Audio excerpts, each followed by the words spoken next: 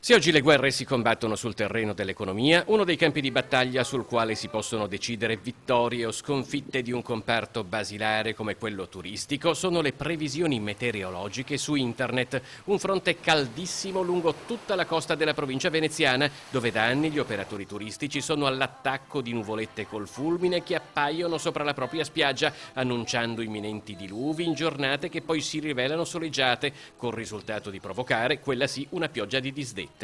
Un danno economico che nel passato aveva spinto il presidente della regione Zaia a chiedere di oscurare il Veneto dalle previsioni meteo di certi siti. Oggi, con l'estate alle porte, l'alleanza tra regione e associazioni di categoria promette una controffensiva a tutto campo. Un protocollo d'intesa tra la regione Veneto, l'ARPAV e le associazioni di categoria per fornire un servizio qualificato scientifico da parte dell'ARPAV a tutti i nostri operatori turistici. Quindi adesso in maniera automatica i nostri operatori turistici, quindi albergatori, avranno all'interno del proprio sito internet tutte le informazioni relative all'aspetto meteorologico, quindi del tempo in maniera precisa,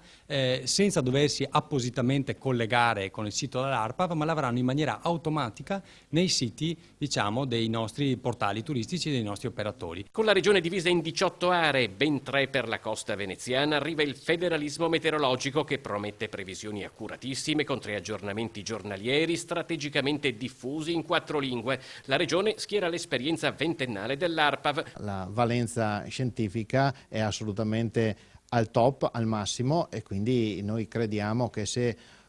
qualsiasi cittadino veneto o turista che viene in Veneto voglia avere come dire, la massima garanzia sulle previsioni, non possa che guardare i dati di ARPAV.